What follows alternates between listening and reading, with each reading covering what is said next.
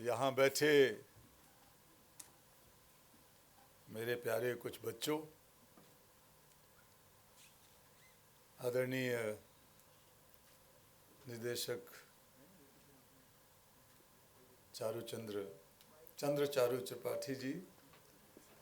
हम पहले सुनते थे ना, चारों चंद्र की चंचल किरणें, तो चंचल किरणें चारू चंद्र की हुआ करती थीं। अभी हमारे चंद्र चारू जी के बारे में कह सकते हैं आपकी चारू चंद्र की स्वप्निल किरणें खेल रही हैं। इनका सपना अभी सुनने को मिला।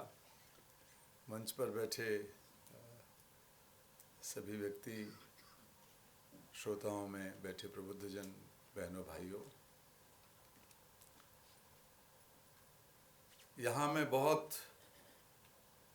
गौरवान्वित महसूस कर रहा हूँ। लगभग 45 साल पहले मैं इस परिसर में आया था, थोड़ा थोड़ा याद है। तब वाई शरण जी यहाँ के निदेशक थे और उनके बड़े भाई राजेंद्र शरण जी विदिशा में इंजीनियरिंग कॉलेज के, तो उनके साथ यहाँ आने का मौका मिला और उस परिवार के साथ मेरी घनिष्ठता बनी रही और अभी भी बनी है। अभी सुमेधा जी, वाई शरण जी की बेटी, जो हमारे साथ ही काम करती हैं, रूपी से बात कर रही थी चैट पर, बता रही थी कि आज हम वहाँ हैं और आज ही यहाँ निटर के स्थापना दिवस के साथ साथ उनकी जन्मतिथि भी है, उनका जन्मदिन भी है और आज ही उनके देहांत का भी दिन है। तो और भी ज़्यादा मुझे निटर के इस आयोजन से जोड़ता है। ये जो कुछ भी हमें दिख रहा है, सुनाई पड़ रहा है, महसूस हो रहा है, ये माइक्रोफोन मेरे सामने हैं, कंप्यूटर की स्क्रीन मेरे सामने है, ये भवन है, कुर्सियां हैं, छोटी छोटी चीज़ें हैं, ये कुर्ता पजामा मैं पहन के खड़ा हूँ, ये सब चीज़ें कभी ना कभी किसी न किसी का सपना थी। कई बार मैं कहता हूँ कि सपने में से संसार जन्म लेता है और जब सपने सामूहिक होते हैं तो विकास होता है। व्यक्तिगत सपने में से कई चीज़ें बनती हैं और सपनों को यथार्थ तक लाने में कल्पनाशीलता की, नवाचार की, ज्ञान की, उत्साह की, साहस की, संकल्प की भूमिका है। लेकिन जो यथार्थ में बन जाता है, जैसे ये कंप्यूटर बन गया या ये माइक्रोफोन बन गया, उसमें सबसे बड़ी भूमिका टेक्नोलॉजी की है। ये टेक्नोलॉजी है जो हमें इस तरह सुविधाजनक, सुरक्षाजनक दुनिया हासिल कराती है। और टेक्नोलॉजी जन्म लेती है अप्लाइड साइंस से, अप्लाइड साइंस जन्म लेती है प्योर साइंस से, प्योर साइंस उस उत्कंठा से जन्म लेती है जो सत्य को जानना चाहती है, भौतिक सत्य को। हमारे आसपास जो हम देखते, सुनते, समझते हैं, उसको और गहराई से जानने की प्रक्रिया और साधना से प्योर साइंस जन्म लेती है, जो है ऑलरेडी, लेकिन जब हम कागज पे उसको लिखते हैं, जिन वैज्ञानिकों ने भी लिखा, फिर वो अप्लाइड साइंस, फिर वो टेक्नोलॉजी, इंजीनियरिंग बनती है। और मुझे खुशी है कि आज मैं उन लोगों के बीच में बैठा हूं जो इसके साधक हैं और इस मंदिर में बैठा हूं जो साधना की स्थली है और जो पूरे राष्ट्र में इस संस्कृति को बढ़ावा देना चाह रही है और बढ़ावा देने का काम कर रही है। जब भी मैं किसी टेक्नोलॉजिकल या इंजीनियरिंग की इंस्टीट्यूशन में भारत या उसके बाहर जाता हूँ, तो लगता है कि मैं अपनों ही के बीच में हूँ, अपने ही घर में हूँ। निटर में आना भी मुझे लगता है कि मैं अपने घर में ही हूँ। मेरे बगल में भी कुछ इंजीनियर बैठे हैं। एमएससी करने के बाद उन्होंने फिर बाद में इंजीनियरिंग में एमटेक किया, त्रिपाठी जी ने, और भी मित्रों से चर्चा हुई। दो तीन बातें मैं यहाँ कहना चाहूँगा।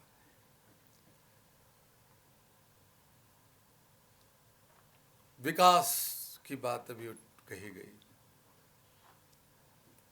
विकास की चर्चा सारी दुनिया में होती है। सतत विकास लक्ष्य या सस्टेनेबल डेवलपमेंट गोल के लिए जो संयुक्त राष्ट्र संघ के महासचिव ने एक बहुत ही इंटीमेट ग्रुप बनाया, जिसको एसडीजी, यूएन एसडीजी एडवोकेट कहते हैं। कई प्रधानमंत्री, राष्ट्रपति वगैरह उसमें हैं। उन्होंने मुझे भी इसमें शामिल कर रखा है। 2 बार मुझे लगातार इसमें रहने का मौका मिला, और अभी भी मुझे सम्मानीय सदस्य के रूप में वहाँ उन्होंने फ़ोन करके लिख के मुझसे कहा, मैंने हाँ भी कर दी। सतत विकास लक्ष्य। तो विकास का सामान्य तौर पर अर्थ ये माना जाता है इकोनॉमिक ग्रोथ। 50, 60, 70 साल पहले द्वितीय युद्ध के बाद ये समझ में आई जनता की, सरकारों की, कि हम टुकड़ों टुकड़ों में अलग अलग नहीं रह सकते। कोई एक हमें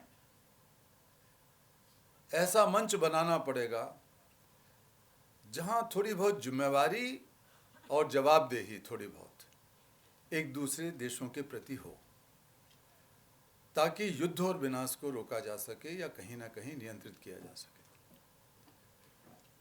बहुत चर्चा और विमर्श के बाद ये भी हुआ कि इसमें विकास वाली बात भी जोड़ी जाए। तो चूंकि संयुक्त राष्ट्र संघ स्वयं ये नहीं कर सकता था, तो संयुक्त राष्ट्र संघ के बहुत सारे इदारे, बहुत सारी शाखाएं या इंस्टीट्यूशंस बनने लगे। विकास के लिए UNDP, united nations development programme, बच्चों के लिए यूनिसेफ, शिक्षा के लिए, संस्कृति और विज्ञान के लिए यूनेस्को, ऐसी चीज़ें बनी। और आर्थिक विकास के लिए या आर्थिकी को आगे बढ़ाने के लिए वर्ल्ड बैंक बना, आईएमएफ बना। संयुक्त राष्ट्र संघ बनाने के पीछे की जो अवधारणा थी वो ये थी कि एक दूसरे के प्रति जिम्मेवारी और जवाबदेही को गहरा किया जाए राष्ट्रों के बीच में, जिससे सामान्य लोग सुरक्षित रह सकें और आगे बढ़ सकें, शिक्षित हो सकें, स्वस्थ रह सकें, वगैरह वगैरह। गरीबी दूर हो सके, गैर बराबरी दूर हो सके, अन्याय दूर हो सके, ये सब चीज़ें उसके साथ शामिल थीं। सबको आज़ादी का अधिकार मिल सके।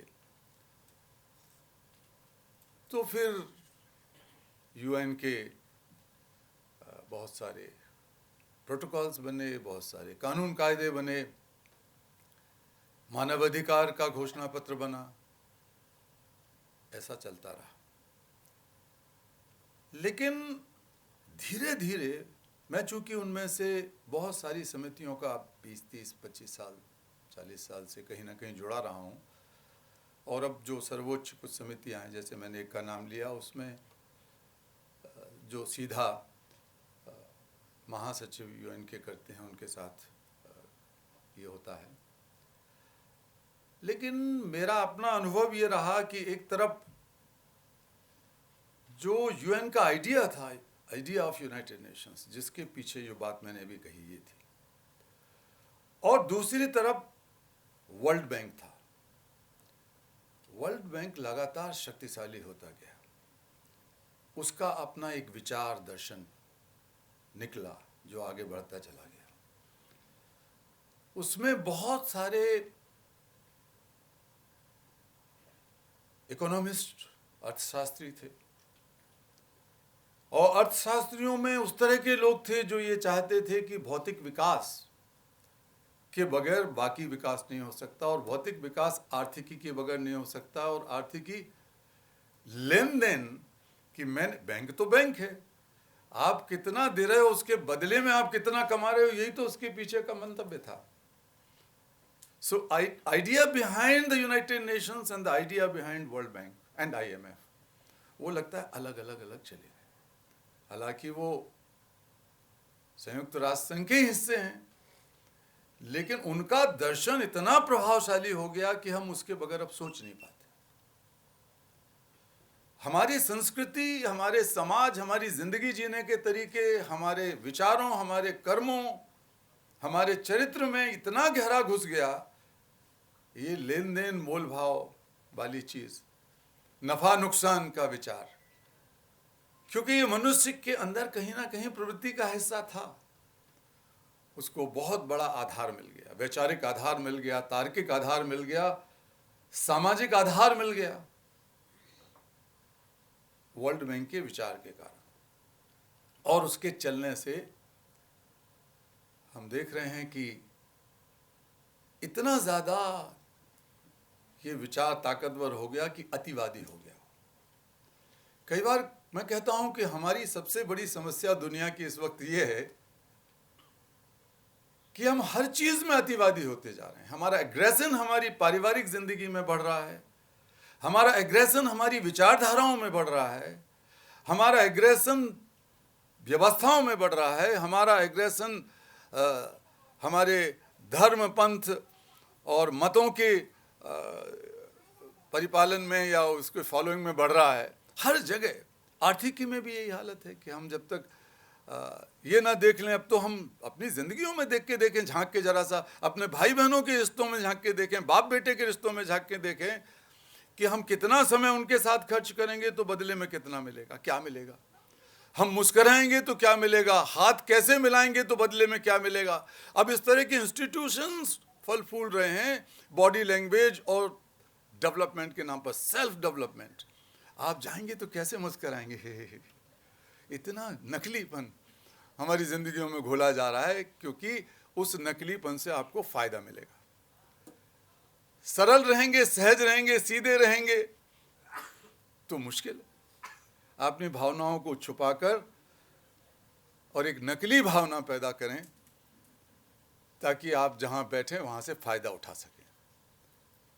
कुछ भी खर्च करें, अपना समय भी खर्च करें, बातें भी खर्च करें तो लाभ उठा सकें. तो बातें करने के भी तरीके सिखाए जाते हैं कि ऐसी बात करोगे तो इतना फायदा होगा. तो ये अतिवादिता है. हमारे यहाँ भारत में सदियों पहले, हजारों साल पहले, हमारे ऋषि, हमारे मनीषी मूर्ख तो नहीं थे. उन्होंने जो कुछ कहा, जो सोचा, उन्हें ऋषि इसलिए कहा जाता है कि वो उसे देखते थे, महसूस करते थे, जीते थे. अब हम गुरु कहते हैं, विश्व गुरु, ये गुरु, वो गुरु, अच्छी बात है. लेकिन गुरु बनने से किसी के 10-20 लोग बोलेंगे, 10-20 देश बोलेंगे तो हम गुरु नहीं बन जाएंगे. गुरु का मतलब है कि जो खुद अंधेरे से उजाले की तरफ चले और दूसरों को अंधेरों से उजालों की तरफ ले जाए.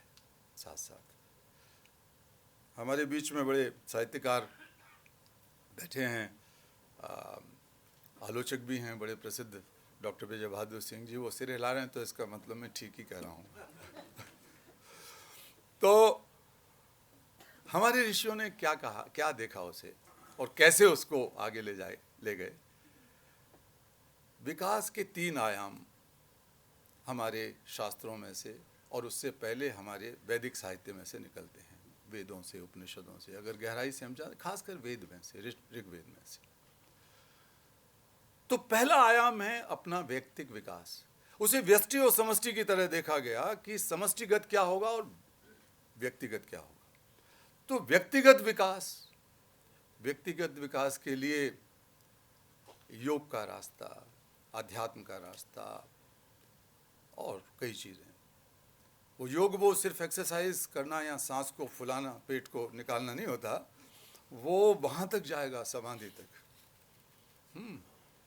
तो यम नियम आसन ये सब चीज़ें बहुत मुश्किल चीज़ें हैं जहाँ से समाधि तक आप पहुँचोगे, और बहुत कठिन है ये यम नियम आसन। यम नियम वगैरह तो बहुत ही ज़्यादा कठिन है। मैं प्रयास करने की कोशिश करता हूँ, लेकिन मैंने कभी दावा नहीं किया कि मैं उसमें खरा उतरता हूँ। थोड़ा बहुत संभव है। वही प्रसाद है हमारे ऋषियों का हमारे लिए।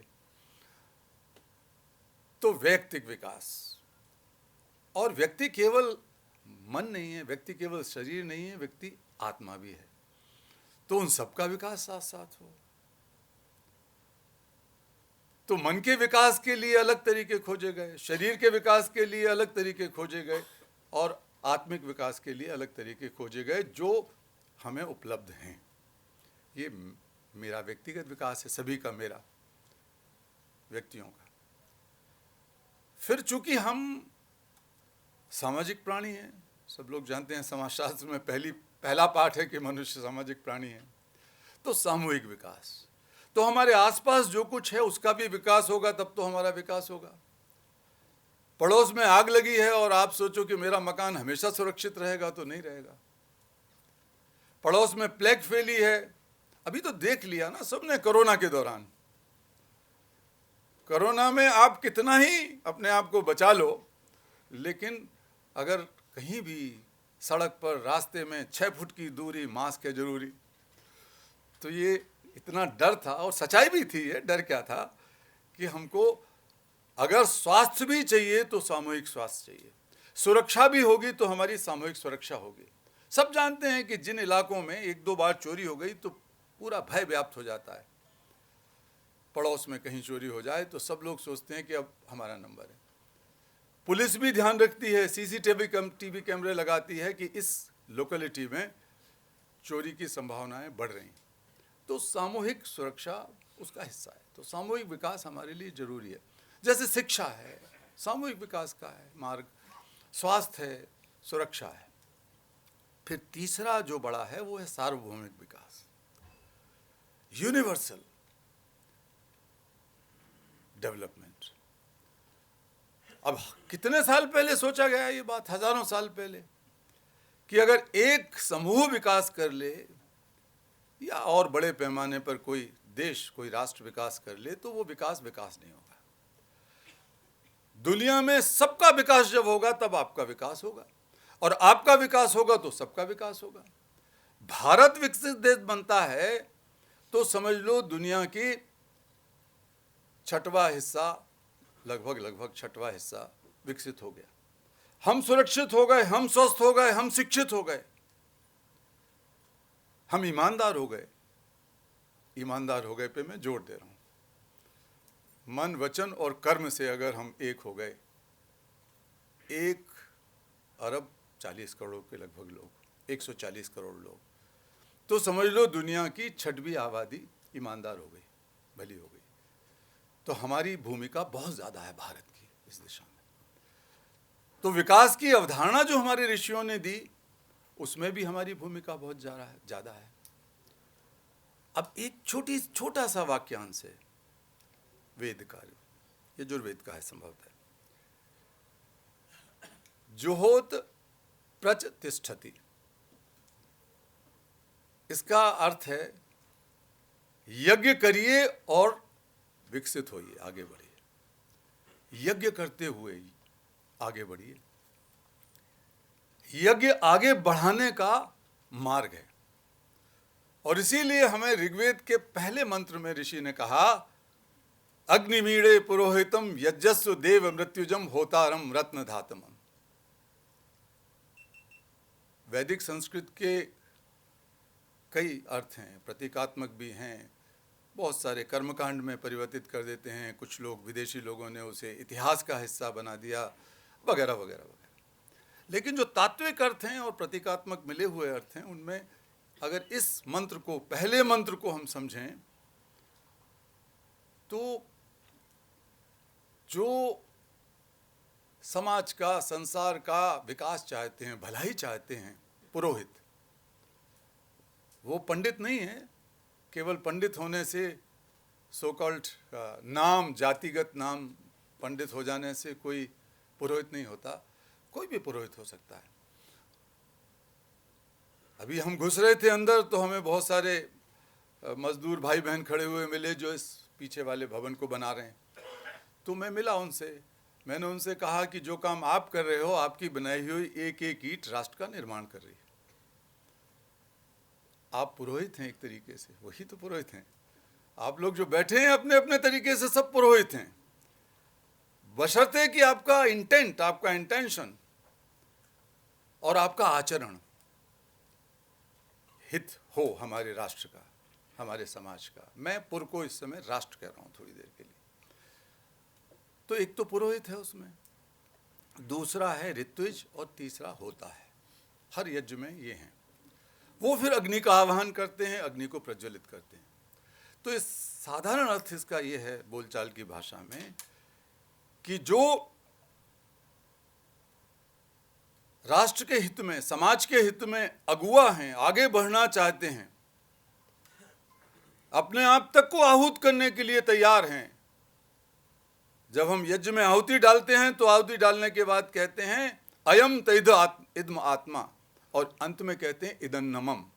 मैंने अपने आप को, मैं स्वयं इस समिधा की तरह हूं, और जब मैं यज्ञ में आहुति डाल रहा हूं, उससे जो अग्नि, उससे जो प्रकाश, उससे जो सुगंधी निकलेगी वो मेरी नहीं है, क्योंकि मैं आहूत कर चुका अपने आप को। कितनी बड़ी बात है। तो यज्ञ वो चीज़ है। तो जो अगुआ हैं, पुरोहित हैं, वो आए। आप तो बहुत सारे पुरोहित हैं यहाँ पर। दूसरे जो इसकी इच्छा रखते हैं कि मैं भी इनके साथ शामिल हो जाऊं, मैं भी अपने आप को समर्पित करूं, वो भी यहाँ पर हैं। जो प्रेरणा देने वाले लोग हैं, प्रेरक तत्व हैं, ऋत्विज, वो भी यहाँ पर मौजूद हैं। तो ये सारे लोग जब मौजूद होते हैं तो उनके लिए कहा गया कि आप तीनों आइए और ज्ञान की अग्नि को प्रज्वलित कीजिए, और वो ज्ञान सबका ज्ञान हो, साझा ज्ञान हो, उससे प्रज्वलित अग्नि सबकी साझा अग्नि हो। और वो ज्ञान का, जिसे कहते हैं, मैं कई बार बहुत बोलता हूँ विदेशों में ये बात, कई बड़ी यूनिवर्सिटीज़ वगैरह, कि कितनी बड़ी बात है जो हम इकोनॉमिक कन्वर्जन ऑफ नॉलेज कहते हैं या ग्रोथ कन्वर्जन ऑफ नॉलेज कहते हैं। ऋषियों ने हजारों साल पहले कहा कि ये सब अग्नि करने से, ज्ञान की आहुति देने से, ज्ञान को होतारम रत्न धातमम, उसको आप जो होता है अपने आप को समर्पित करता है, वो रत्न और धातुओं मतलब प्रॉस्पेरिटी में परिवर्तित करता है। तो प्रॉस्पेरिटी तक ले जाने वाले जो लोग हैं, ऋत्विज,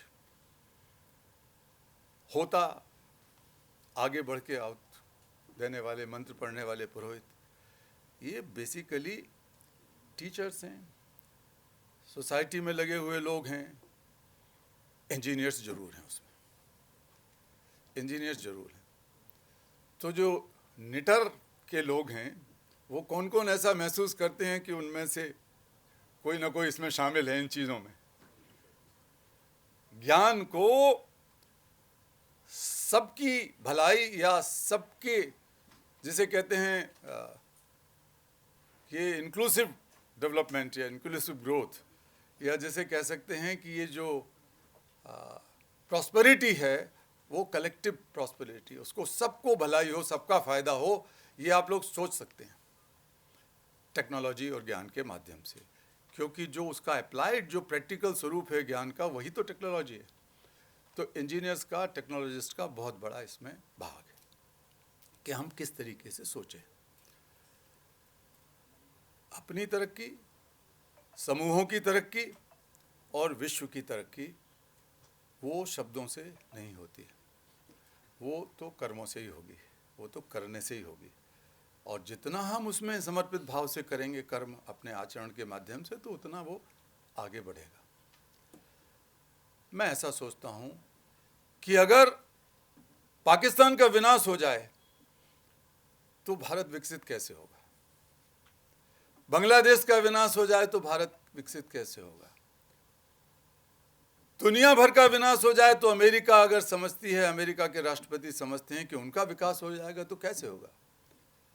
विनाश का मतलब है आजकल तो आर्थिकी का जमाना है, तो गरीब हो गए, भूखे नंगे बीमार हो गए लोग, मार काट मचने लगी, रक्तपात होने लगा हमारे पड़ोसियों में कहीं भी या दुनिया के कहीं किसी देश में, तो विकास कैसे कहेंगे? जो भारत का वैश्विक दृष्टिकोण रहा है, जिसको विश्व गुरु की हम बात कहते हैं या जगत गुरु की बात कहते रहे पहले, उसमें तो विकास पूरी दुनिया का, पूरे संसार का विकास है, पूरे ब्रह्मांड का विकास है, सबकी भलाई, सबका सुख, सबकी शांति। हजारों हजारों जगह पर पढ़ा है, 10-20 जगह की बात तो हम रटते ही हैं। हम तो अक्सर ही कहते हैं कि वसुधैव कुटुंबकम, लेकिन वसुधैव कुटुंबकम एक स्लोगन थोड़ी है, नारा थोड़ी है, उसके पीछे कैविएट्स हैं, उसके पीछे कुछ कंडीशनलिटीज हैं, उसके पीछे कहा गया अहम निजः परोवेति, ये मेरा है, ये तेरा है, गणना लघु चेतसाम, ये बहुत ही छोटे दिल दिमाग वालों का सोच है ना, हिसाब किताब लगाने वालों का सोच है। गणना मतलब हिसाब किताब लगाओ, मेरा तेरे का। और पहली कैविएट तो यही हो गई। और दूसरा कह दिया उदार चरित्राणाम, आपके चरित्र की उदारता जरूरी है, डेटा की उदारता नहीं, टेक्नोलॉजी की, बाजार की उदारता नहीं, आपके चरित्र की उदारता, तब जाके वसुधैव कुटुंबकम बनेगा। और बनना चाहिए। अगर हम ऐसा नहीं करते, ऐसा नहीं सोचते, तो शायद हम या तो खुद बेवकूफ़ हैं या हमारे ऋषि, हमारे मनीषी लोग बेवकूफ़ थे। तो मैं तो नहीं मानता कि हजारों साल पहले हमारे लोग अल्पज्ञानी थे या अदूरदर्शी थे। वो तो मुझे तो पूरा यकीन है कि हमारी संस्कृति की गहराई में जो बुनियादी तत्व हैं और जिसकी बुनियाद में इतना बड़ा सोच है, इतना बड़ा चरित्र है, सामूहिक चरित्र है भारत का, वही दुनिया को बेहतर दुनिया बना सकता है, कोई और तरीका नहीं।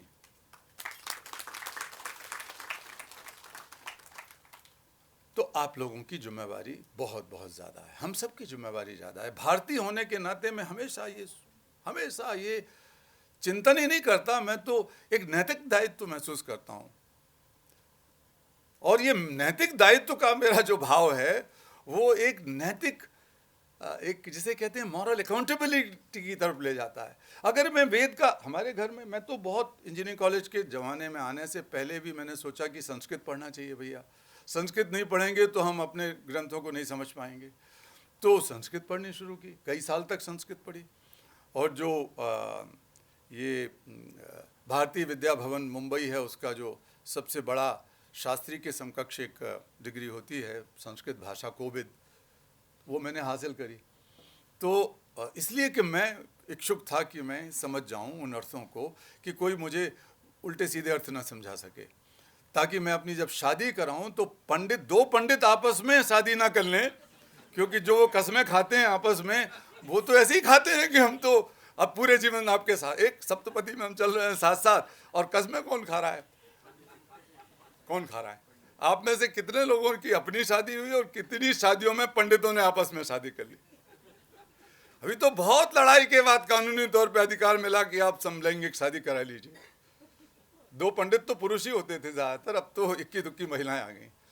लेकिन सुमेधा जी और मैंने अपने वेद मंत्र बोलकर, वो भी संस्कृत की उन्होंने गुरुकुल से पढ़ाई की है और संस्कृत भाषा में मास्टर्स किया है, तो हम लोगों ने अपने अपने मंत्र पढ़े। हमने पंडितों की ज़रूरत ही महसूस नहीं की, क्योंकि शादी हमारी हो रही है, इसमें बिचौलिए की क्या ज़रूरत है। तो वो तो एक अलग किस्सा है।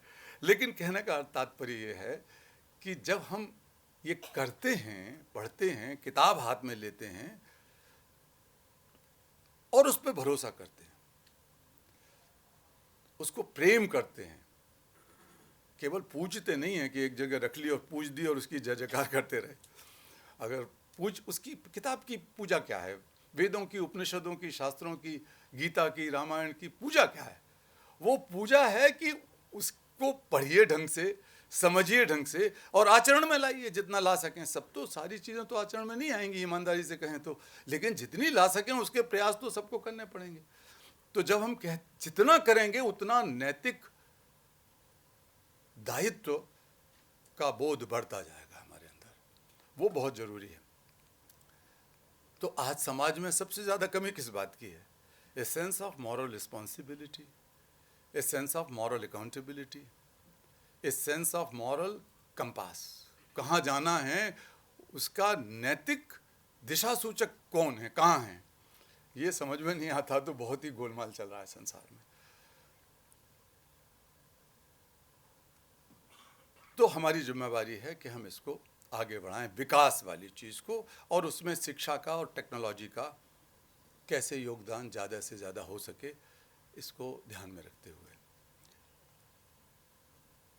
अभी मुझे पता नहीं था, लेकिन मैंने कहा ना कि स्वप्नदर्शा हैं, चंद्रचारू की स्वप्निल किरणें वो हमारे ऊपर भी बिखर गई। सुबह सुबह उन्होंने ले जाके हमको एक भवन का, जिसका बड़ा सपना है, उस भवन को बनाने के पीछे आपने भी बताया, पुरोहित जी ने भी, दीक्षित जी वगैरह थे, कि बड़ा सपना है इंफॉर्मेशन टेक्नोलॉजी का और मशीन लर्निंग का।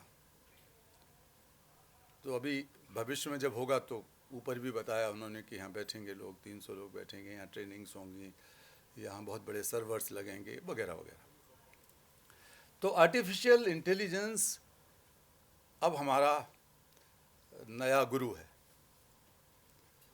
क्यों कहिए कि हमारी शरीर, सामाजिक शरीर, आर्थिक शरीर, राजनीतिक शरीर, जो बॉडी पॉलिटी है या बॉडी इकोनॉमी है, उसके अंदर जो कोशिका हैं उसमें बहने वाले नए रक्त की तरह आ रहा है आर्टिफिशियल इंटेलिजेंस।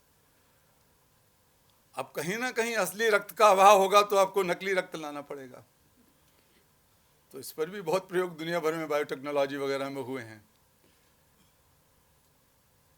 देखिए, टेक्नोलॉजी के पीछे मकसद क्या था? सुविधा मिले, आसानी से चीजें हो जाएं, सुरक्षा मिले, सुगमता मिले, और कम एनर्जी लगाने पर ज़्यादा उसका आउटपुट मिले, आउटकम मिले। एनर्जी का वेस्टेज कम से कम हो। एनर्जी चाहे कोयले की हो, चाहे हवा की हो, चाहे पानी की हो, चाहे किसी की हो, न्यूक्लियर न्यूट्रॉन्स की हो, एटम्स की हो, कम से कम लगाओ, ज़्यादा से ज़्यादा ऐसी चीज़ों का निर्माण करें जिससे सबका भला हो सके। तो ये तो एक हमारे उसके पीछे द आइडिया बिहाइंड टेक्नोलॉजी। लेकिन उस टेक्नोलॉजी पर धीरे धीरे धीरे करके इतना ज़्यादा कब्जा हो गया इंडस्ट्री का, और इंडस्ट्री को चलाने के लिए बहुत ज़्यादा जो फ्यूल, जो ताकत जो मिली, जो डिमांड मिली, वो मिली बाजार से।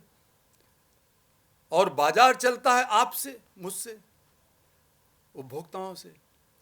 उपभोक्ताओं की जिंदगी कुछ ऐसे ढली और ढलती जा रही है जिसमें नकलीपन है। आपके पास 2-4 जोड़ कपड़े हैं, अच्छे कपड़े हैं, अब तो भगवान की दया से मेरे कपड़े, जैकेट वगैरह सब कोई ना कोई गिफ्ट देता रहता है। बहुत सारी गिफ्टें आ गई, बांटता रहता हूँ मैं।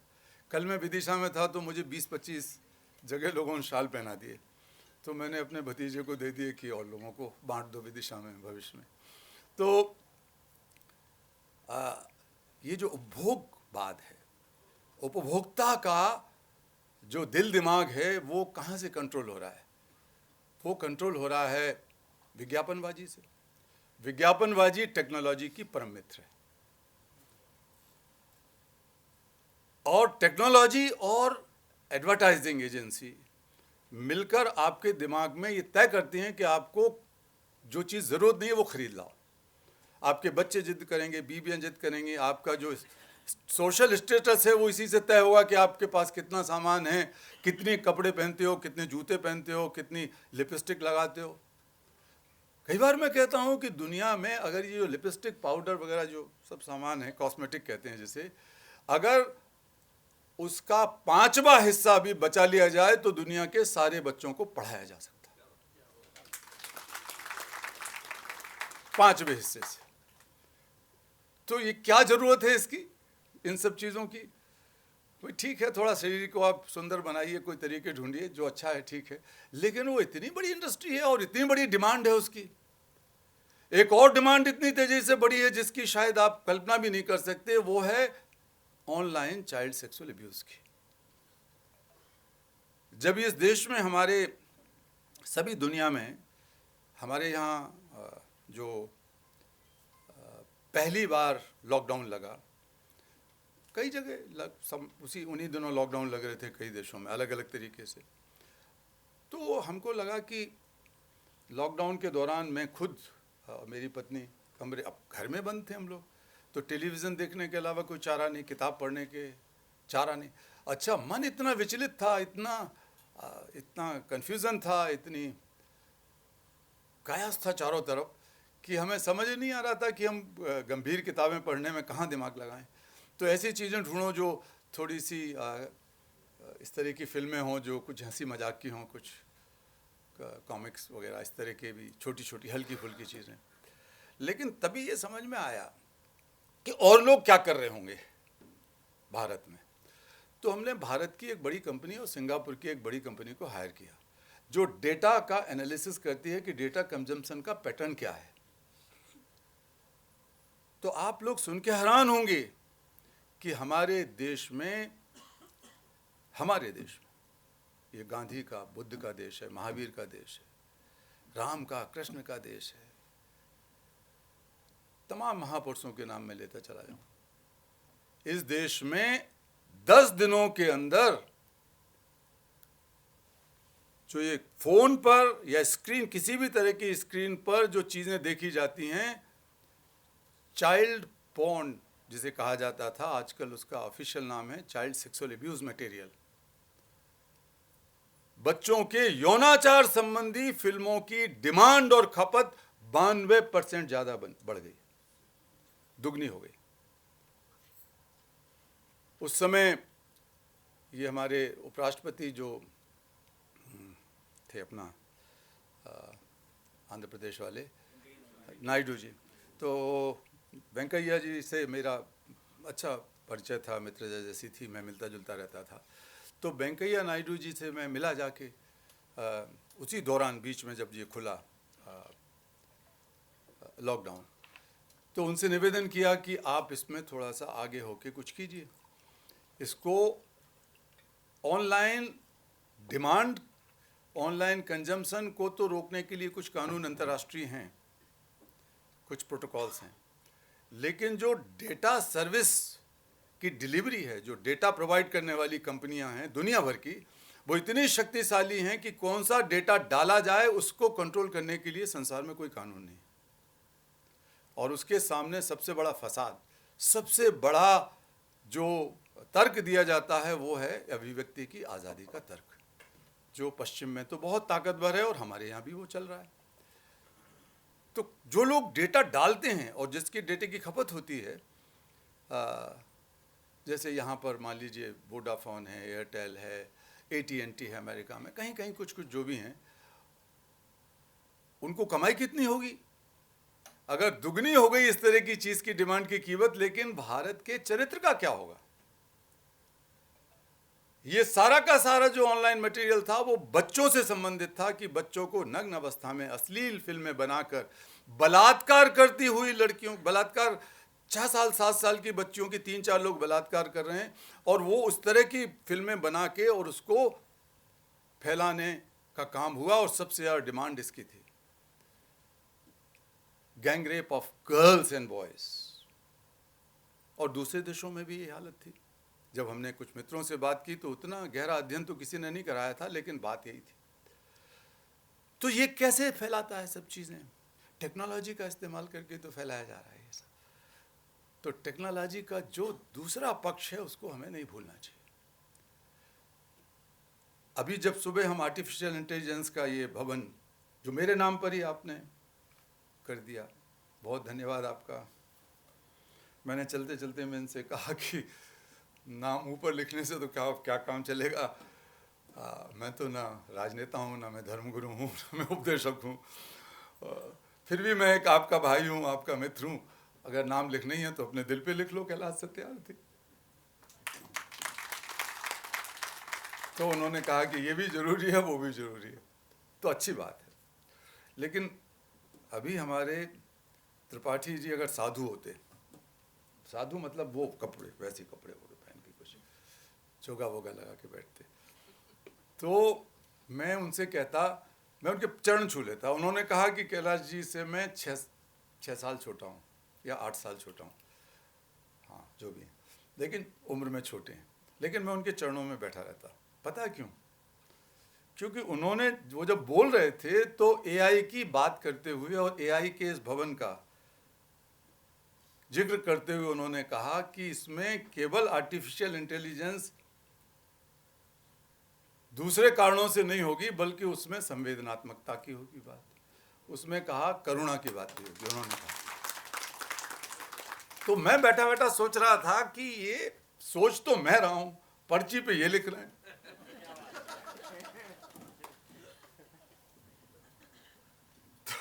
तो ये आप तो ईश्वर करे इस इंस्टीट्यूट को आसमान की ऊंचाइयों तक पहुंचाएं, और पहुंचाएंगे, मुझे यकीन है।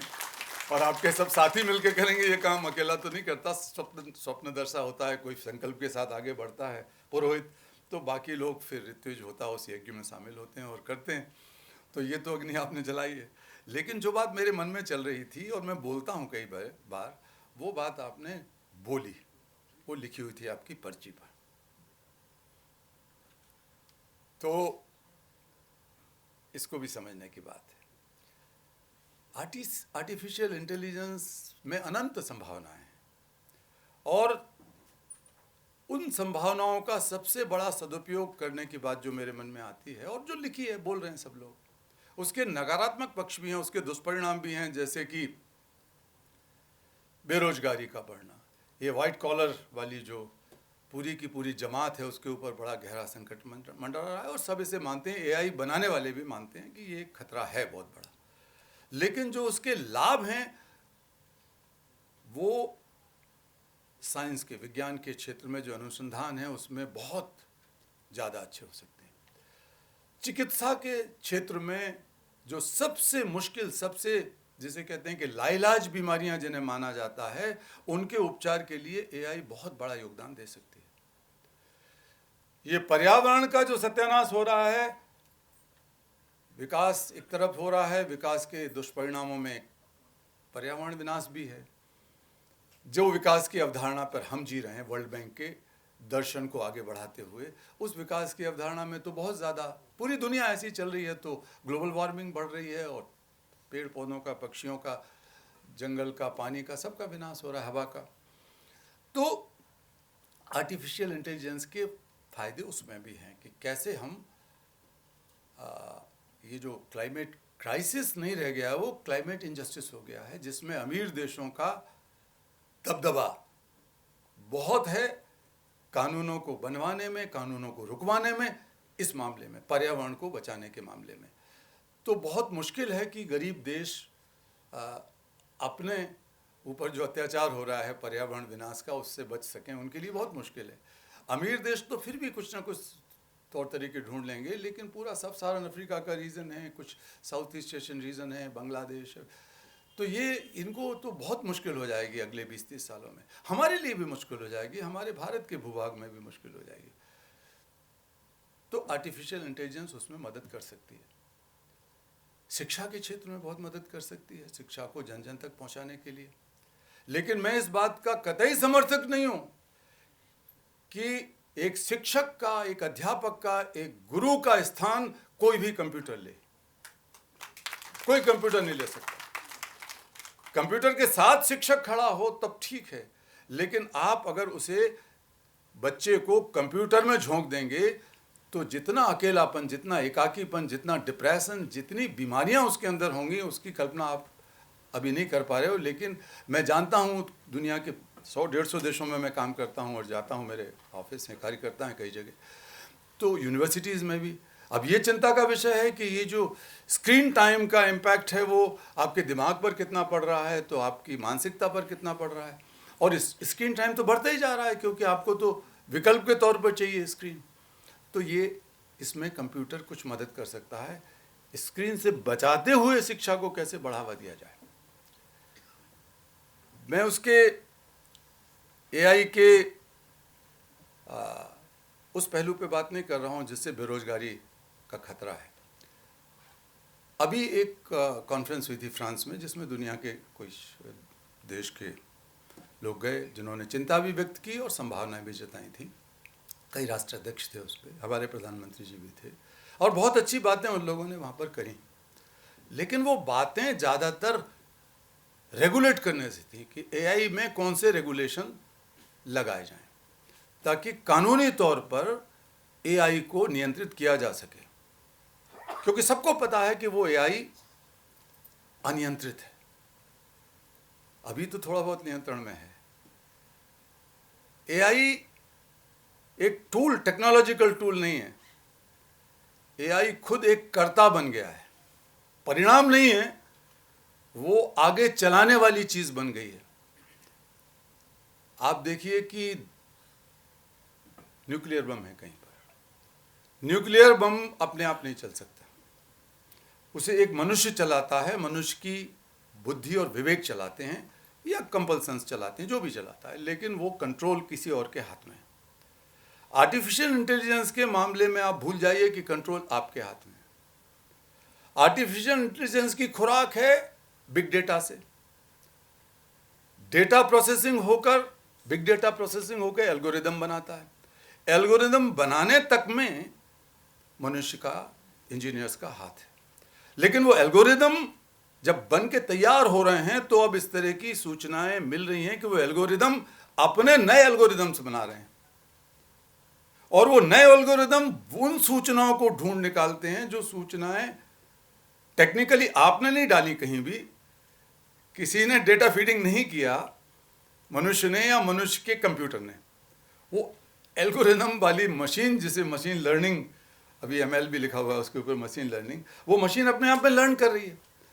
अब जैसा उसमें आप डालोगे वैसे ही तो निकलेगा। आप बबूल का पेड़ लगाओगे तो बबूल निकलेगा, आप आम का पेड़ लगाओगे तो आम निकलेगा। अगर समाज में हिंसा है और आपकी भाषा में, आपके लिखने पढ़ने में, आपके सोशल मीडिया में, आपकी आपसी बातचीत में, जो फोन रखे हुए भी, जरूरी नहीं कि आपका फोन चल रहा हो और फोन पे आप किसी को सुना रहे हो गालियां, या आप देश विदेश, ये वो, हिंदू मुसलमान ईसाई सिख, ये वो, ऊंची जात बड़ी जात, स्त्री पुरुष, काला गोरा, ये सब चला रहे होंगे। ये तो चलता ही है फोन पे बातचीत में अपने दोस्तों से, लेकिन जो बात आप कर रहे हो वो भी फोन के साथ, और जो नहीं कर रहे हो फोन आपके बगल में है तो वो बात भी, बहुत ज़्यादा संभावना। एक छोटा सा बग अगर पड़ा हुआ है किसी बड़ी कंपनी का, हम जानते भी नहीं दुनिया में, हमारी पहुंच से बाहर है ये सोच, तो वो सारी की सारी चीज़ कहीं ना कहीं उस डेटा में कन्वर्ट हो रही है। वो सारी नेगेटिविटी, नकारात्मकता हमारे जीवन की, हमारे सोच की, हमारे व्यवहार की, डेटा में, बिग डेटा में बन रही है। उससे एल्गोरिदम खुद बना रही है मशीन। अब नहीं है कि इंजीनियर ही बनाएगा, वो खुद बना लेगा। पुराने डेटा को वो डिग आउट करेगा और बना लेता है। कुछ घटनाएं ऐसी सामने, एक मैं बता दूं, 2-1 मिनट में, अगर मेरे पास समय है तो फिर मैं अपनी बात समाप्त करूंगा। तो एक बैंक फ्रॉड हो गया, एक्सपेरिमेंट के तौर पे नहीं हुआ किसी देश में, मैं उन लोगों को, उस देश के मुखिया को मैं जानता हूँ, तो देश का नाम नहीं लूँगा, हमारे देश में नहीं हुआ वो, लेकिन काफ़ी एडवांस हो गया था सब कुछ। तो ये जो, जब आप बैंक से सब कुछ, जो डिजिटल मनी है, ये सब करते हैं ट्रांसफ़र, मुझे नहीं आता, माफ़ करेंगे, और मेरी कोई तारीफ़ की बात नहीं है, लेकिन मैंने आज तक कुछ डिजिटल मनी वगैरह, या मैं तो बैंक में ही नहीं गया पिछले 30 साल से, मुझे विड्रॉ करना भी नहीं आता, वो एक कार्ड सा डाल के। तो वो मेरे साथ जो लोग होते हैं वो, या सुमेधा जी मेरी मालकिन है उस मामले में, तो वही कुछ करती हैं। तो जो करते हैं उनकी बात कर रहा हूँ। तो किसी ने ये किया कि कुछ पैसा उसका चला गया, that was not in small money, बहुत बड़ा पैसा था, फ्यू $1 million। तो वो पैसा कहीं से गड़बड़ा गया, कोई आदमी बीच में नहीं था उस पैसे के जाने में। बहुत जांच पड़ताल के बाद पता लगा कि किसी ने अपनी एआई में ये फीड करके ये निकाल लिया, उसके जो कोड नंबर हैं या उसके जो भी पासवर्ड हैं, वो पासवर्ड निकल आए। पासवर्ड के बाद फिर डाला कि इतना पैसा मुझे निकालना है, और कंप्यूटर को कहा कि इसको निकाल लो पैसे को। तो वो पूछता है ना, कई बार उसमें आता है कि आर यू ए मशीन और ह्यूमन बीइंग, या कुछ क्या कहते हैं उसे, चुप, हाँ, कैप्चर। तो वो जो भी वो था, तो वो आया, कुछ आड़े तिरछे शब्द लिखे रहते हैं, तो उसमें उसने खुद नहीं भरे आदमी ने, आदमी था ही नहीं मैं बीच में। आदमी ने तो एक बार कहा कंप्यूटर से, एआई से, कि एआई प्लीज़ मेरी ये मदद कीजिए कि मुझे पैसे निकाल के दीजिए कहीं से। तो उसने कहीं से, वो आदमी को मैं नहीं जानता था, एआई ने ढूंढा कि कौन एक वीक कॉर्नर है, सॉफ्ट कॉर्नर है, जिसके जो पासवर्ड या पास की वगैरह है हल्की फुल्की होंगी। तो मैं घुस गया, घुस के निकाल के, और फिर वो कैप्चर भी बना दिया कि मैं तो मशीन नहीं हूँ, मैं इंसान हूँ, कैप्चर भी डाल दिया, और डाल के पैसा भी आ गया। अब वो इतना बड़ा, और वो पैसा जिस तरह भेजा गया उस आदमी के पास नहीं गया, उस पैसा उस आदमी के 4-5 दोस्तों में चालाकी से बट गया। जैसे ये चालाकी करते ना लोग कि कोई गलत झूठे अकाउंट खोल के डाल देते हैं पैसा, वो झूठे अकाउंट में उसने बना के पैसा डाल दिया। तो मनुष्य की जो चतुराई, चालाकी, बेईमानी कहीं ना कहीं डेटा में कन्वर्ट होकर एल्गोरिदम बना रही है मशीन लर्निंग के, सेल्फ मशीन लर्निंग के, वो कितनी खतरनाक है इसके बारे में भी हमें सोचना चाहिए। तो इसका एक समाधान मैं बार बार बोल रहा हूँ, लोगों से मैंने कहना शुरू किया है कि अगर आर्टिफिशियल इंटेलिजेंस में मानवता छूट जाए, if this element of humanity is lacking in artificial intelligence, then nobody can stop the disaster of AI in the future. क्योंकि वो तो अपने हाथ से छीन लेगा। 1-2 जनरेशन के बाद वो एल्गोरिदम छीन लेंगे, अब मनुष्य को अलग करके अपने आप काम करेंगे, कर रहे हैं अब वो। तो अभी तक तो आपका थोड़ा बहुत कंट्रोल है, लेकिन जब छूट गया कंट्रोल तो कहाँ क्या हो जाए डिजास्टर कोई नहीं जानता। किसके हाथ में लेके कौन इसका नुकसान पहुंचा दे दुनिया को कोई नहीं जानता, क्योंकि वो चीज़ें हम ही से सीख रहा है। तो मैं अभी परसों नरसों कहीं कह रहा था, अभी कुछ दिनों पहले, कि आप लोगों से, नौजवान थे बहुत सारे, पत्रकार थे बहुत सारे, पत्रकारों का सम्मेलन था, कि आप अपनी भाषा में, लिखने में, बोलने में, अपनी फेसबुक पर, अपने सोशल मीडिया में, अपने आपस के कम्युनिकेशन में, व्हाट्सएप वगैरह में, कृपा करके नकारात्मक, हिंसात्मक, घृणात्मक शब्दों का प्रयोग मत कीजिए, अन्यथा बहुत बड़ा नुकसान हो जाएगा। लैटिन अमेरिका की एक कंपनी ने एक एडवर्टाइज किया कि हमको लोग चाहिए। जब आ गए बहुत सारे एप्लीकेशन, सैकड़ों एप्लीकेशन, तो उसने, उसके मैनेजर ने एआई में फीड किए और पूछा कि इसमें हम किसको रख लें। ये सामान्य बात होने लगी आजकल। तो उस जगह पर, उस छोटी जगह पर, उस कंपनी के पास खबर आई कि इस काम के लिए कोई भी महिला उपयुक्त नहीं है। एक समाजशास्त्रीय विश्लेषण अगर किया जाए तो पता लगेगा कि उस इलाके में महिलाओं के प्रति इतनी डिस्क्रिमिनेशन, इतना भेदभाव रहा होगा बातचीत में, आपस में सब कुछ करने से। इस पर अभी स्टडी हो रही है, लेकिन उसने कह दिया कि इस काम के लिए महिला काबिल नहीं है। कल को कहा जाएगा मुसलमान काबिल नहीं है, कल को कहा जाएगा हिंदू काबिल नहीं है, कल को कहा जाएगा काले काबिल नहीं है, कुछ इस तरह की चीज़ चलेगी। तो इसको कैसे रोकेंगे आप? तो कृपा करके, मैंने उन लोगों को कहा कि कृपा करके खुद अपने आचरण में से, अगर आपको बचाना है दुनिया को और खुद को बचाना है, तो उस आचरण में बेईमानी, झूठ, फरेब लाने में तो बहुत देर लगेगी, लेकिन कम से कम कम्युनिकेशन में, आप लिखा पढ़ी में आप उसका इस्तेमाल कीजिए। और उससे मैं आपसे निवेदन करूंगा अभी अपनी बात समाप्त करते हुए, कि ये आपने तो एक तरीके से कहा करुणा और संवेदना वगैरह की बात, लेकिन इसको टेक्नोलॉजी की पूरी अप्रोच में कन्वर्ट करने के लिए आपको बहुत परिश्रम करना पड़ेगा अपने ही लोगों के साथ। जो इंजीनियर्स उस पर काम कर रहे हैं, वो इंजीनियर्स कितनी पॉजिटिविटी के साथ काम करते हैं, आप कितना समाज के हित में, राष्ट्र के हित में, मानवता के हित में डेटा कलेक्ट करते हैं और डेटा फीड करते हैं या करवाते हैं, और मशीन लर्निंग के लिए आप कितना ट्रेंड करते हैं मशीन्स को और मनुष्यों को, सबसे पहले जो उसके पीछे हैं थोड़े साल के लिए। इसके बाद तो हटते चले जाएंगे मनुष्य, फिर तो मशीन ही मशीन को जन्म देगी। ये इससे होने से पहले आप जितनी पॉजिटिविटी कर सकें। So artificial intelligence has to be synced with compassionate intelligence.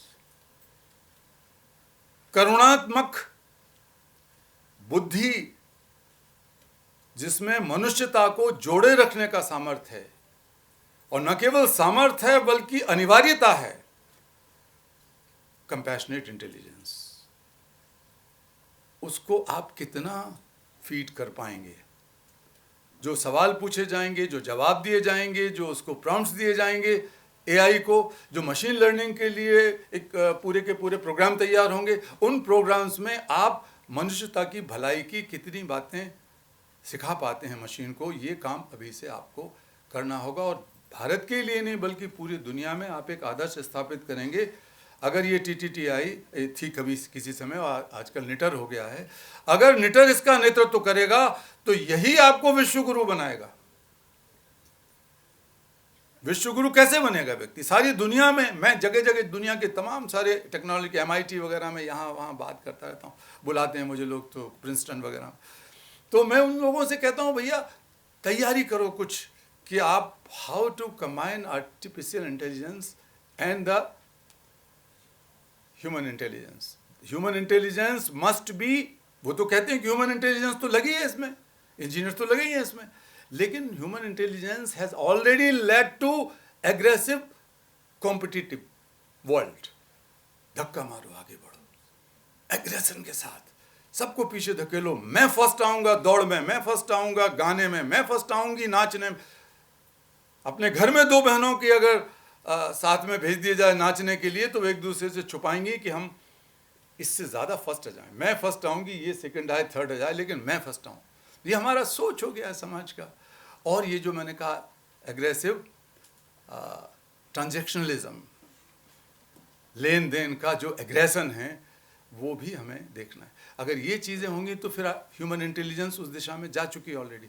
तो कंपैशनेट इंटेलिजेंस, जिसकी बुनियाद हमारे दर्शन में है, हमारे आध्यात्म में है, और इसीलिए मैं कहता हूं कि दुनिया ने डेटा का, व्यापार का, बाजार का, पता नहीं किस किस चीज का, टेक्नोलॉजी का, ज्ञान का, सबका भूमंडलीकरण कर लिया और करे जा रही है। Globalisation of market economy, globalisation of politics and whatever. This is the time to globalise compassion. ये वो समय है जब हम करुणा का भूमंडलीकरण करें। और मैं बहुत ईमानदारी के साथ कह रहा हूं, मुझे कोई संकोच नहीं कि अगर ये काम भारत से नहीं होगा तो दुनिया में और कहीं से नहीं होगा। ये काम भारतीय नहीं करेंगे तो दुनिया में कोई नहीं करेगा। तमाम सारी गड़बड़ें हमारे अंदर आ गई हैं। धीरे धीरे कालांतर में इतिहास ने हमें जो बना दिया, हम बन गए। लेकिन हमारी जो ओरिजिनलिटी है भारत की, भारतीयों की, हमारी जो DNA में घुसी हुई चीज़ें हैं, उनको तो कोई नहीं छीन सकता। उसमें से हम खुद के निकालें, और वही करुणा है। इसीलिए मैं आग्रह कर रहा हूं कि यहाँ कंपैशनेट इंटेलिजेंस के मामले में हम मिलकर भी काम कर सकते हैं कि उस पर हम किस तरीके से उस चीज़ को आगे बढ़ाएं और ग्लोबलाइजेशन ऑफ कंपैशन की तरफ दुनिया को ले जाएं। और जब ये AI का आपका काम चलेगा तो एक और विचार मैं आपको रख सकता हूं जिस पे आप सोच सकते हैं। और भी यहाँ बैठे हुए हैं विद्वत जन, वाइस चांसलर्स या फॉर्मर वाइस चांसलर्स, कि हम बहुत एक बड़े चीज़ पे काम कर रहे हैं। जिस तरह AI है, सॉरी ये IQ है, तो 100-125 साल पहले IQ इंटेलिजेंस क्वेश्चन बनाया गया। अब कहते हैं कि भाई इसकी IQ ज़्यादा है, इसकी कम है, इसका ये है, वो नापने का तरीका बना लिया IQ का। एल्बर्ट आइंस्टाइन की IQ नापो कितनी थी। अब मेरी भी नापते रहते हैं कैलाश सत्यार्थी की IQ कितनी थी। कहीं कहीं जाके लोग पूछते हैं कि नापा जाए, या हम जैसे और नोबेल लॉरिएट्स हैं उनकी IQ। तो मैं तो बड़ी दूर भाग जाता हूँ, भैया मेरे बस का नहीं है। मुझे तो कुछ छुपाना ही नहीं आता, मेरी IQ क्या होगी। मुझे चतुराई आती नहीं उस तरह की कि मैं कोई ऐसी चतुराई से जवाब दे दूँ किसी चीज़ का। तो मैं जानना भी नहीं चाहता इस चीज़ को, झंझट में नहीं पड़ना चाहता, क्योंकि intelligence is not the one who is going to change and shape the new world, even the human intelligence. फिर लोग कहते हैं कि दूसरी चीज़ है वो EQ है, इमोशनल क्वोशिएंट। तो हार्वर्ड में एक आदमी ने किताब लिखी, उस किताब के ऊपर बहुत चर्चा हुई, अभी 20-25 साल पुरानी बात है। और वो करते करते ये हुआ कि अगर आपको व्यापार में, बाजार में, घर में और आमदनी वगैरह में, कंपटीशन में अच्छा आगे बढ़ना है तो आप इमोशन को कैसे रेगुलेट करोगे और कैसे कंट्रोल करोगे, आपकी भावनाओं पर नियंत्रण और भावनाओं का रेगुलेशन। तो ये तरीका सिखा दिया। अब उसके पीछे का मंतव्य क्या है? पीछे का मंतव्य तो वही है कि ज़्यादा से ज़्यादा कमाई करो। अब लोग अपना EQ ठीक करें तो कमाई करो, दूसरों को धकेलो आगे बढ़ो। IQ है तो वही आगे बढ़ो दूसरों को धकेल के। ये कैसी दुनिया है? ये बिल्कुल पाश्चात्य सोच की उपज है। भारत में अगर कोई सोच उपजाया जा सकता है तो मेरे मन में आया कि CQ, कंपैशन क्वोशेंट, क्योंकि करुणा ही है वो जो जोड़ने का काम करती है। कल मैं डॉक्टर साहब मेरे दिया सलाई पर चर्चा कर रहे थे विदिशा में, तो मैंने कहा कि हम सब we are born with 2 natural gift, जो मैंने इसी में कहा है। एक तो चेतना है हमारी, जो हमारा जिंदगी का कारक तत्व है, और दूसरी करुणा है जो हमें जोड़ती है एक दूसरे से। करुणा वो तत्व है जिसकी वजह से परिवार बनते हैं, समूह बनते हैं, समाज बनते हैं, राष्ट्र बनते हैं, यूनाइटेड नेशंस बनता है। क्योंकि करुणा दया नहीं है, संवेदना भी नहीं है, ये सब अच्छे अच्छे गुण हैं मनुष्य के। कृपा करना, दया करना, मदद करना अच्छे गुण हैं, लेकिन वो उन समस्याओं का समाधान नहीं कर सकते जो इतनी गहरी हैं। स्त्री पुरुष के भेदभाव की समस्या दुनिया में इतनी गहरी है, अब भी बच नहीं पा रहे। कल एक बहुत अच्छे नौजवानों का ग्रुप मुझसे मिलने आया, और बहुत बड़े संस्कारित तो पढ़े लिखे बच्चे थे, कॉलेज स्टूडेंट्स विदिशा में। तो मैंने उनसे पूछा क्या कर रहे हैं, महिलाओं की बराबरी वगैरह के लिए काम कर रहे हैं। मैंने ईमानदारी से पूछा, 7-8 लड़के थे कॉलेज के शायद, या PhD वगैरह कर रहे थे, कि तुम बताओ ईमानदारी से कि तुम्हारे घर में खाना क्या बनेगा, इसका फैसला कौन करता है? ईमानदारी से बताना क्लास सत्यार्थी को। उनके सामने झूठ बोलोगे तो मैं भी मन पढ़ लेता हूँ, लिखूंगा नहीं पर्ची पे। तो वो डर गए कि पर्ची पे लिख देगा तो और मेरी बात है, तो नया धंधा हो गया ना आजकल। तो मैंने कहा कि भाई, तो एक भी नहीं कह पाया ये बात कि हमारे घर के फैसले हमारी बहन कर लेती है, हमारी बीवी कर लेती है। वो इनसे ही पूछती है, आदमी से। एक छोटी सी बात कहीं पूछी थी मैंने। तो ये तो गहरा घुसा हुआ है कहीं कहीं कहीं कहीं। हमारे पास देखो कितनी सी महिलाएं, बेटियां हमारी बहनें बैठी हैं। अच्छा हुआ कि सुमेधा जी को मंच पे हमने बैठा लिया। कल हमारी बहन ये आई थी, वंदना त्रिपाठी जी, और बहुत जो मेरे से बातचीत की, तो मैं सचमुच बड़ा उत्साहित हुआ कि मेरे बारे में बहुत जानती थी, पढ़ती थी, और उन्होंने कुछ देख रखा था टीवी वगैरह। तो अच्छा लगा। कल आप आए निमंत्रित करने, तो साथ में बहन जी भी आई। तो ये बहुत कम है। तो स्त्री पुरुष के भेदभाव को मिटाने का काम बहुत गहरा है, उपदेशों से नहीं होगा, ये कानून से भी नहीं हो रहा है। ये दुनिया भर में काले गोरे का भेदभाव मिट नहीं रहा है। एक आदमी काला बेचारा निकल के आ रहा है, शकल से काला है, उसको गोरी पुलिस ने पकड़ा अभी 2 साल पहले, पकड़ के उसको घुटनों से दबाया, और इतना ज़्यादा उसका गला दबा दिया कि वो मर गया। उसी समय उसने दम तोड़ दिया। जांच पड़ताल से पता लगा कि इतना ज़्यादा घृणा थी उस पुलिस अधिकारी के मन में, वो मानता था कि अगर ये दुकान से निकल रहा है अकेला तो समझो कि ये चोर होगा। रोका, डांटा उससे, वो रुका नहीं पहली बार में, तो पकड़ के दबा के मार डाला।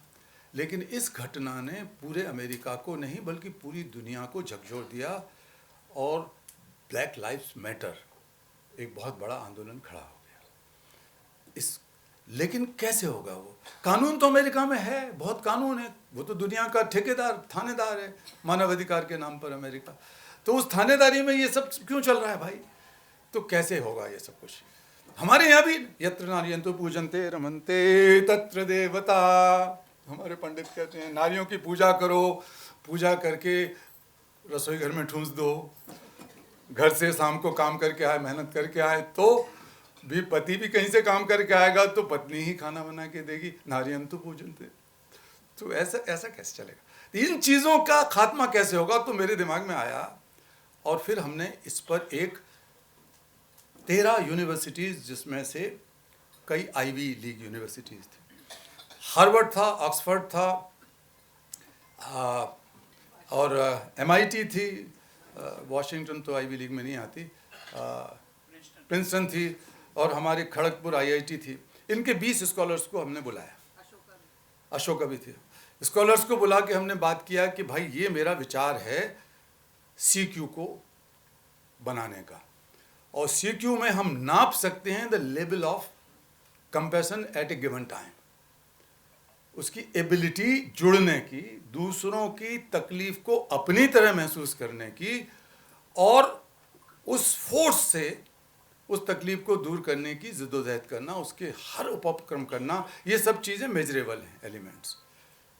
उसको कॉग्निजेंस लेना, उसके साथ कनेक्ट होना, उसको फील करना, वो इतनी जेन्युइन और डीपर फीलिंग हो कि वो आपका, उसका दुख आपका दुख लगने लगे, और फिर इतनी ड्राइव होना, इतना फोर्स होना कि उस फोर्स से आप अपने आप को डूब के ना मार लो उसमें, जैसा एम्पैथी या संवेदना में होता है। संवेदनशील लोगों के साथ सारी मुसीबत ये है कि बाद में वो घोर संवेदनशील हो जाते हैं, क्योंकि कितनी संवेदना, दूसरों की तकलीफ को अपनी तकलीफ कब तक मानोगे, और कितने लोगों की तकलीफ को अपने दिल में बसा के रखोगे। और मैं तो वो आदमी हूँ, कहता हूँ कि भाई गाय की, बैल की, भैंस की, सुअर की, कुत्ते की तकलीफ भी मेरी तकलीफ है, पेड़ की, पौधे की, पानी की, समंदर की, नदी की, पहाड़ की, वो तकलीफ भी मेरी तकलीफ है, वो भी तो प्रकृति माता के हिस्से हैं।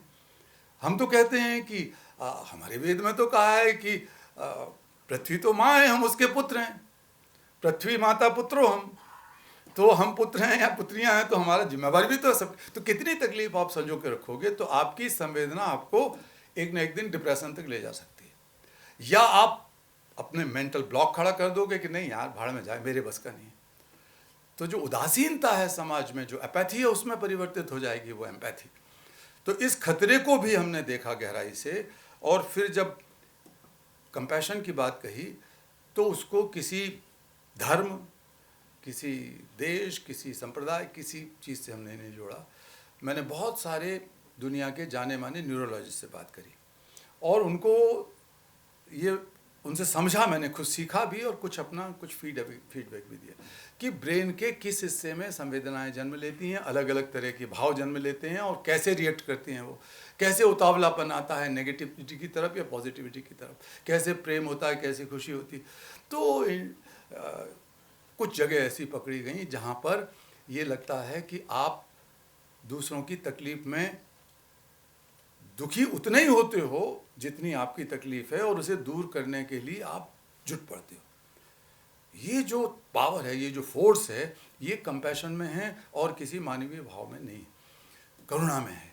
तो इसको हम बायोलॉजिकल, न्यूरोलॉजिकल मानते हैं, तो इसको नापा जा सकता है, और उसमें जो पूरा सोसाइटल, पूरा इकोलॉजिकल, सोशो इकोलॉजी है, उसका पूरा का पूरा ढांचा है, उसका पूरा अंग प्रत्यंग है, उसमें से ये देखा जाएगा कि कौन कौन सी चीज़ें हैं जो कंपैशन को, ये माँ बैठी है, माँ के साथ बच्चा बैठा है, अगर आपके बच्चे को जरा सी अभी चोट लग जाए तो आप भूल जाओगे कैलाश सत्यार्थी कौन है और त्रिपाठी जी कौन है और क्या है। आपके पास अगर जो भी चीज़ होगी, आप अपना कपड़ा फाड़ के उसको पट्टी सबसे पहले बांध दोगी, खुद उसका कपड़ा नहीं फाड़ोगी, खुद का कपड़ा फाड़ोगी। और कोई आपको बदले में लेने की इच्छा नहीं है कि ये लड़का आपको वोट दे देगा, चुनाव जिता के आपको कुछ बना देगा, मंत्री संतरी बना देगा। ये भी नहीं है कि आपको किसी कंपनी का मैनेजिंग डायरेक्टर बनाने में आपकी सिफारिश कर देगा, और अहंकार भी नहीं आएगा। उसका खून बंद हो जाए तो आपको खुशी होगी, अहंकार नहीं आएगा। ये जो चीज़ है, यही करुणा है। फिर कितनी लेयर्स उसके ऊपर जमती गई। तो जो पूरे हमारे एजुकेशन की, हमारे सामाजिक आर्थिक संस्कारों की, राजनीतिक संस्कारों की जो परतें हैं, उसको खुरेद के निकाला जाए। तो कंपैशन को नापना, उसका परिमापन करना, वो है CQ, और फिर उसके how to enhance the level of CQ, उसकी करुणा के लेवल को बढ़ाना। उस पर हमने बहुत रिसर्च का और बहुत काम शुरू कर दिया। उसमें AI का बहुत योगदान है, क्योंकि सोशल मीडिया पर आपके जो एक्सप्रेशंस हैं उससे पता लगता है, उससे भी पता लग सकता है कि इस आदमी में किस तरह की चीज़ें चल रही हैं दिल दिमाग में। तो ये चीज़ों में भी हम TTT आपके नेटर के साथ और दूसरी यूनिवर्सिटी के साथ भी बात करते हैं, कहीं ना कहीं शामिल कर सकते हैं, या और किसी को भी शामिल कर सकते हैं। तो कुल मिलाकर मैं फिर से आपको धन्यवाद देता हूँ, और फिर ये दोहराता हूँ कि दुनिया जितनी संपन्न आज है उतनी पहले कभी नहीं थी। दुनिया जितनी ज्ञानवान है उतनी पहले कभी नहीं थी। दुनिया जितनी तेज रफ्तार से आज दौड़ रही है उतनी पहले कभी नहीं थी। मनुष्य की भलाई और सुरक्षा के लिए जितने प्रावधान आज की दुनिया में हैं उतने पहले कभी नहीं थे। लेकिन मुझे तकलीफ है ये कहते हुए कि दुनिया इतनी टूटी हुई आज है, इतनी बिखरी हुई आज है, इतनी अकेलेपन में जीने वाली दुनिया है आज। नैतिकता बातें रह गई हैं ज़्यादातर मामलों में। ऐसी दुनिया में हम पहुंच चुके हैं ऑलरेडी, और इसका समाधान हम निकालेंगे। हम सब निकालेंगे। कोई मैं अकेला निकाल नहीं सकता, मैं सोच भी नहीं सकता निकालने की, लेकिन मैंने आपके सामने बहुत फूड फॉर थॉट्स रखा है। लंबा मैंने आपका समय लिया, लेकिन मुझे यकीन है कि हम सब लोग मिलकर एक बेहतर भारत बनाएंगे।